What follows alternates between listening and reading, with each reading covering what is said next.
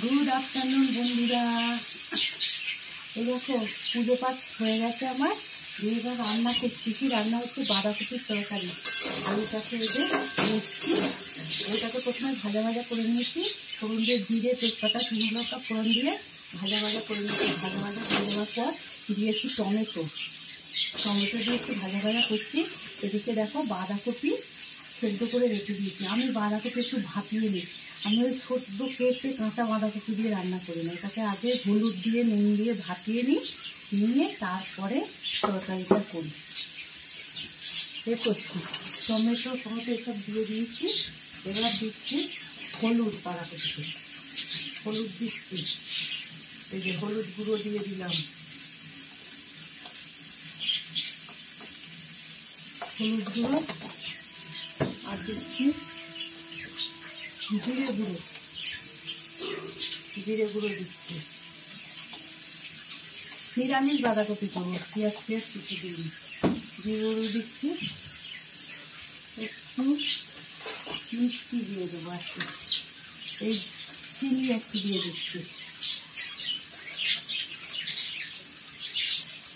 চিনি দিয়ে দিলাম।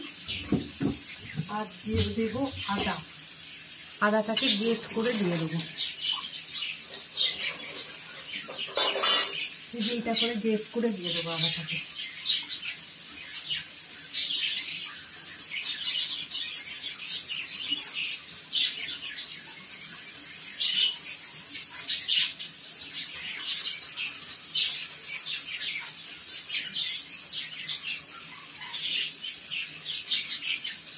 দেখো পুরো বাদনার মতো হয়, এত সুন্দর দেখতে হয়, পুরো যেন বাদনা।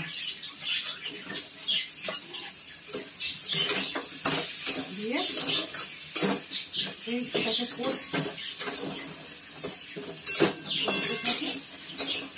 কষা হয়ে গেলে তারপরে বাঁধাকপিটা দিয়ে দিই।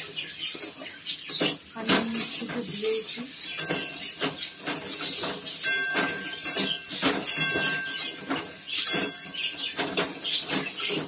একটু মটরশুঁটি দিয়ে দিয়েছে, খেতে আরো ভালো হবে। এখনই ছাড়িয়ে দিয়ে দেবো।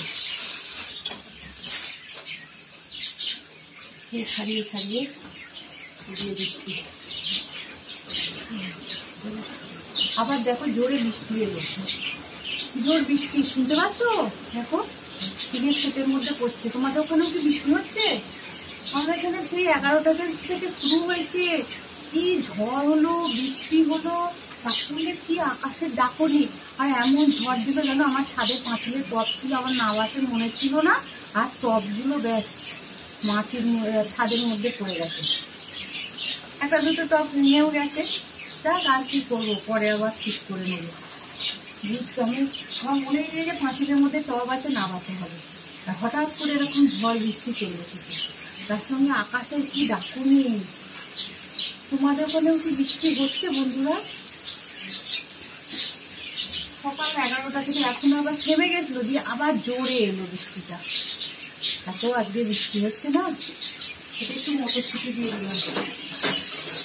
মটরশুঁটি দিয়ে এবার এই বাঁধাকপি তার ভাপিয়ে রেখেছিলাম, এটা দিয়ে দিচ্ছি।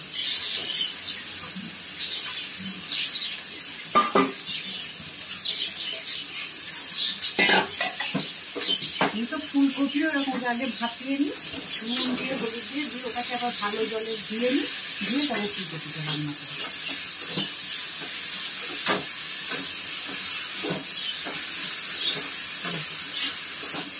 জল দেবো না, এতে নুন মিষ্টি দেওয়া ছিল, দেওয়াই আছে, জল দিয়ে দেবো আপনার থেকে। বাঁধাকপি আর কি হচ্ছে বলতো, এই যে বিউলির ডাল প্রেসার কুকারে সেদ্ধ করে রেখে দিয়েছি। ধোঁয়া উঠছে, হাতে কাটিয়ে গেছে। বিউলির ডাল আর করবো একটু আলু আর ধনে পাতা দিয়ে, আলুটাকে ঝিরে ঝিরে করে কেটে নেবো, ধনে পাতা দিয়ে একটু পকোড়া মতন করবো রসুন দিয়ে। রসুন, চালের গুঁড়ি দেবো, আদা বাটা, এসব জিরে গুঁড়ো, কাঁচা লঙ্কা কুচি এসব দিয়ে করলে না হেবি খেতে হয়। ওরকম একটু পকোড়া করবো আলু আর টমেটোমের চাটনি তো আছেই।